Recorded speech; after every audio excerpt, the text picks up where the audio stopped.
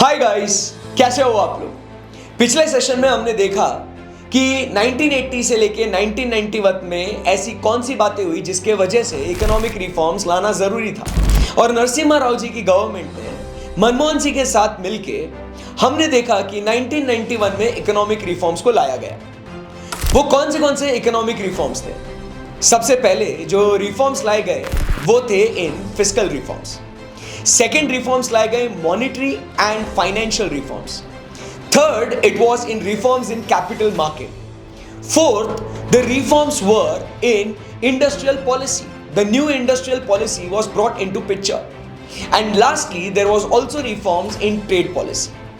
तो जैसे आपने दोस्तों देखा कि ये अलग अलग रिफॉर्म्स करे गए थे, इसके अंदर आज हम लोग चर्चा करेंगे तीन पहले रिफॉर्म्स के बारे में, फिर उसके बाद अगले एपिसोड में बात करेंगे अगले रिफॉर्म्स में। तो सबसे पहले बात करते हैं फिस्कल रिफॉर्म्स की। जब बच्चों फिस्कल रिफॉर्म्स की हम लोग बात करते हैं तो आप समझिए फिस्कल का मतलब क्या होता है। फिस्कल मतलब हम लोग कहते हैं it is about government revenues, government spending, government expenditure, taxation.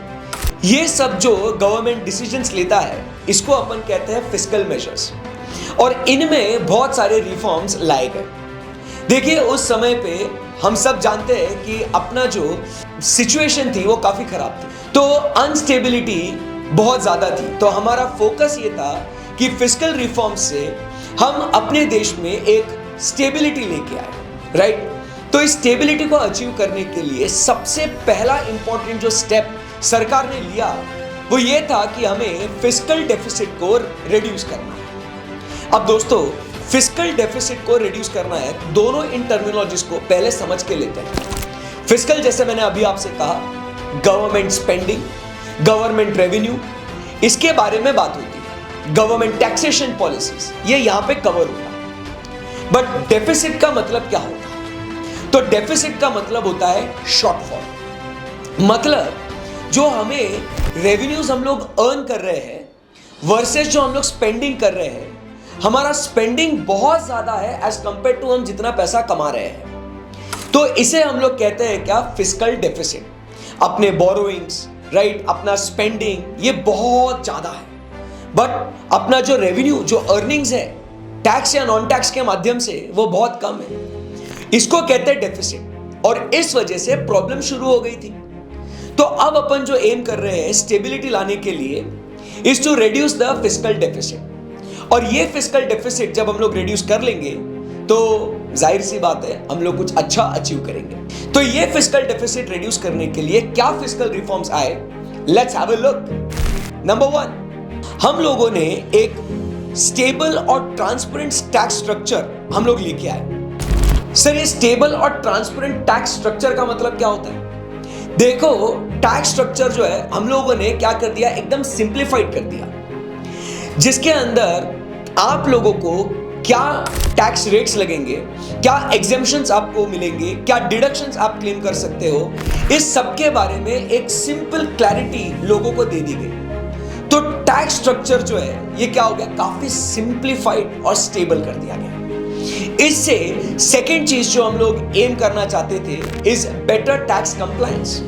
लोग अपना जो इनकम टैक्स है ये समय समय पे भरे, लोग रिटर्न्स को समय समय पे फाइल करें, राइट। इससे क्या हो जाएगा, दोनों चीजों से आप समझिए बात को, simplified tax structure with better compliance, government के काफी अच्छे चांसेस बढ़ जाते हैं कि टैक्सेशन का रेवेन्यू अर्न करने के लिए। और जब आप समझिए बात को, रेवेन्यू अगर अपन बढ़ा दे तो क्या हो जाएगा दोस्तों, डेफिसिट कम हो सकता है ना, right. So that was the first 2 very important points in regards to tax. उसके बाद चलिए आगे बढ़ते हैं थर्ड पॉइंट को लेकर। थर्ड पॉइंट में हम लोग क्या कह रहे हैं कि government was focusing upon what, reducing the government expenditure, and उसी के साथ साथ we wanted to reduce what, subsidies and abolition of unnecessary subsidies. First 2 points में हमने एम किया रेवेन्यू को बढ़ाने के लिए। अभी जो अगले 2 पॉइंट हमने देखे इसमें सरकार एम कर रही है कि हम लोग जो है खर्चे को कम करें, क्योंकि अगर अननेसेसरी खर्चा भी हम लोग कर रहे हैं तो ये अपना फिस्कल डेफिसिट बढ़ा रहा है। तो सरकार ने क्या सोचा, जो फिजूल के जो खर्चे हैं जिसका कोई मतलब नहीं है उन खर्चों को कम करें, जो हम लोगों को सब्सिडीज दे रहे हैं, लोगों को जो इंसेंटिव्स दे रहे हैं, वो कम कर दिया जाए। तो ऐसे केस में गवर्नमेंट अपना खर्चा भी क्या करेगी, कम करने की कोशिश करेगी। तो ये 4 पॉइंट। उसके बाद नेक्स्ट फोकस था गवर्नमेंट का on disinvestment as a part of the government's equity holdings in select public sector undertakings and private sector undertakings का पार्टिसिपेशन हम लोग बढ़ाना चाह रहे थे। अब ये आखिरी के 2 पॉइंट्स में हम लोग क्या एम कर रहे हैं दोस्तों? देखिए, गवर्नमेंट इनिशियल डेज में 1991 तक हम लोग एक सोशलिस्ट मॉडल पे अपना कंट्री को रन कर रहे थे। अब उस समय पे हुआ यूं कि government was more and more what public sector dominated, और पब्लिक सेक्टर में प्रॉब्लम क्या हो रहा था, मिसमैनेजमेंट हो रहा था, और वेलफेयर एक्टिविटीज के वजह से हम लोग लॉस होने के बावजूद भी हम लोग क्या कर रहे थे, हम लोग उन कंपनीज को चला रहे थे। इस वजह से सरकार अपना पैसा, बहुत सारा पैसा पंप कर रही थी उन कंपनीज में, बट वो कंपनीज कुछ इफेक्टिव आउटपुट नहीं दे रहे थे। तो सरकार ने सोचा भाई अब ये कब तक इसका बोझ हम लोग झेलेंगे। तो सरकार ने सोचा कि चलिए अब इसमें का अपना जो स्टेक है पब्लिक सेक्टर अंडरटेकिंग के अंदर, उसको अपन निकाल देते हैं और इसमें प्राइवेट सेक्टर को भी हम लोग क्या करते हैं, पार्टिसिपेट करने का मौका देते हैं। तो प्राइवेट सेक्टर बढ़िया से बढ़िया बिजनेस करेगा, पब्लिक सेक्टर अपना हाथ निकाल लेगा, सरकार अपनी हाथ निकाल लेंगे उसमें से, और ऐसे करके हम जो है अपना फिस्कल डेफिसिट रिड्यूस करेंगे। तो ये थे reforms in what, fiscal area. अब दोस्तों, फिस्कल रिफॉर्म समझने के बाद let us now go ahead and talk about the monetary and financial reforms के बारे में। सो मॉनेटरी एंड फाइनेंशियल रिफॉर्म्स की अगर बात करें तो हम लोग यहाँ पे एम कर रहे हैं अबाउट मनी सप्लाई। हम लोग यहाँ पे एम कर रहे हैं with the reforms in the banks. आइए इसके बारे में एक नजर घुमाते हैं। सबसे पहले गवर्नमेंट को ये चाहिए था कि अपना जो एक फाइनेंशियल सिस्टम है वो एक एफिशिएंट और ट्रांसपेरेंट है। तो जितने भी अपने पास बैंक्स वगैरह है वो सब इफेक्टिवली अच्छे से ऑपरेट करें, और जब बैंक्स अच्छे से काम करेगी तो बैंक के जो अर्निंग्स है, जो रेवेन्यूज है, वो भी बढ़ जाएंगे। तो ये फाइनेंशियल रिफॉर्म्स में, मॉनेटरी रिफॉर्म्स में हम लोग ने ये एम किया कि जो बैंक्स के नॉन परफॉर्मिंग एसेट्स है, वो एसेट्स का साइज, वो बैंक के ऊपर का बर्डन हम लोग उसे रिड्यूस करें। अब सबसे पहले सवाल आता है कि सर ये reduction of non performing assets में, ये नॉन परफॉर्मिंग एसेट्स होता क्या है? तो आप समझिए, बैंक का एसेट क्या होता है? बैंक आपको लोन देता है, राइट? तो बैंक जब आपको लोन देता है तो आपके लिए वो लायबिलिटी है, बट बैंक के लिए तो ये एसेट है ना, राइट? तो बैंक का ये एसेट परफॉर्म नहीं कर रहा है। परफॉर्म नहीं कर रहा है मतलब बैंक को इसके ऊपर इंटरेस्ट मिलता है, और जब बैंक को इन लोन्स के ऊपर इंटरेस्ट मिलता है तो हम कहते हैं yes it's a performing asset. But अब सोचिए, अगर बैंक को इसके ऊपर इंटरेस्ट मिलना बंद हो जाता है, बैंक ने जो इन्वेस्टमेंट्स की है उसके ऊपर बैंक को इंटरेस्ट मिलना बंद हो जाता है, तो बैंक क्या कहेगा, यार ये हमारी एसेट जो है ना, ये परफॉर्म ही नहीं कर रही है। तो इसे हम लोग नाम देते हैं as what, non performing asset. तो दोस्तों, यहां पे ये बैंक का नॉन परफॉर्मिंग एसेट का बर्डन कैसे रिड्यूस करें, इसके लिए भी रिफॉर्म्स एम कर रहे थे in monetary and financial reforms. Banks को कंपटीशन को सस्टेन करने का मौका दिया, और बैंक्स में इंटरेस्ट रेट्स जो है वो आरबीआई द्वारा वो डीरेगुलेट भी कर दिए गए। तो इनमें क्या क्या मेजर्स लिए गए, आइए इसके बारे में बात करते हैं। इंटरेस्ट रेट का लिबरलाइजेशन किया। रिजर्व बैंक ऑफ इंडिया ने जो इंटरेस्ट जो लगाया है, राइट, उसको रिलैक्स कर दिया गया, उसको लिबरल कर दिया गया। तो अब यहां पे जो बैंक्स है वो अपने हिसाब से इंटरेस्ट रेट्स डिसाइड कर सकते हैं।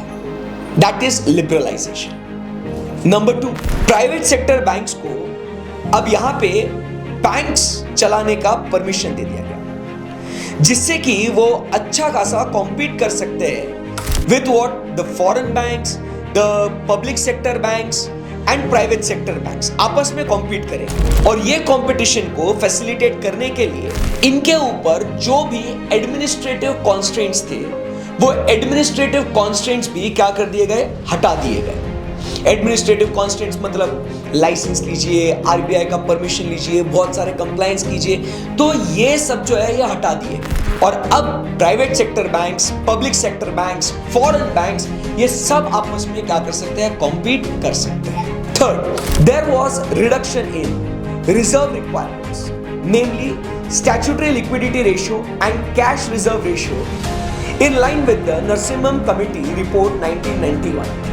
सर ये सीआरआर और एसएलआर क्या होता है? दोस्तों सीआरआर मतलब होता है cash reserve ratio. Cash reserve ratio में क्या होता है कि जितना भी कमर्शियल बैंक्स के पास पैसा डिपॉजिट होता है तो ये पैसा जो उन्होंने डिपॉजिट लिया है कमर्शियल बैंक्स में उसमें से कुछ परसेंटेज ये कमर्शियल बैंक्स को रिजर्व बैंक ऑफ इंडिया के पास रखना पड़ता है। तो ये अमाउंट जो है काफी रिड्यूस कर दी गई थी।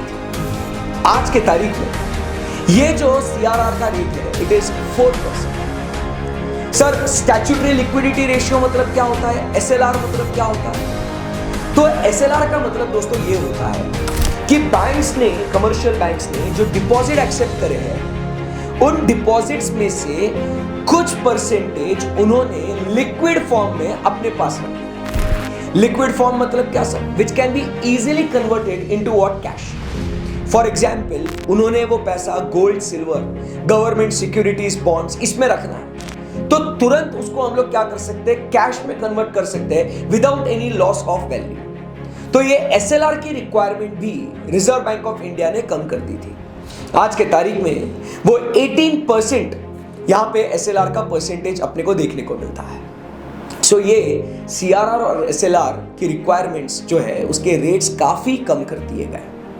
नेक्स्ट, बैंक ब्रांच का लाइसेंसिंग पॉलिसी जो था कि जिसके अंदर कौन सी ब्रांच कहां ओपन करे, उसे रीलोकेट करे और कौन सी ब्रांच क्लोज करे, तो ये ब्रांच के पॉलिसीज को भी क्या कर दिया, फ्रीडम दे दिया। पहले क्या होता था, आपको नया ब्रांच खोलना है, कोई ब्रांच को रीलोकेट करना है या कोई बैंक की ब्रांच को क्लोज करना है तो आपको बहुत सारा कंप्लायंस करना पड़ता था। बट अब यहाँ पे क्या कर दिया, आपको फ्रीडम दे दिया। अब जहां चाहिए वहां ब्रांच खोलिए, आपको जो ब्रांच रीलोकेट करना है यहां से वहां आपको ट्रांसफर करना है कर दीजिए, या आपको कोई ब्रांच आपको बंद कर देनी आप कर दीजिए। हम यहाँ पे अब ज्यादा आपको परेशानी नहीं देंगे। आखिरी में हम लोग बात कर रहे हैं about prudential norms in regards to classification of asset, disclosure of income, bad debts। ये भी नरसिम्हम कमिटी के रिकमेंडेशंस के हिसाब से हमने यहाँ पे उसको डिस्क्लोज करना चालू कर दिया। देखो बैंक के जो एसेट्स होते हैं इनका क्लासिफिकेशन के नॉर्म होता है स्टैंडर्ड एसेट, सब standard asset, doubtful asset, loss asset. ये डिपेंड करता है कि वो एसेट कैसे परफॉर्म कर रही है, उसके ऊपर आपको इनकम कैसे जनरेट हो रही है। तो ऐसे हम लोग क्या करते हैं, एसेट्स को क्लासिफाई करते हैं। फिर अगर आपको लगता है कि अब इस एसेट के ऊपर से अपने को इंटरेस्ट तो नहीं मिल रहा है, अब इंटरेस्ट तो गया साथ ही साथ प्रिंसिपल भी नहीं मिलेगा आपको, तो दोस्तों यहाँ पे आपको डाउटफुल डेट्स का डिस्क्लोजर भी देना है।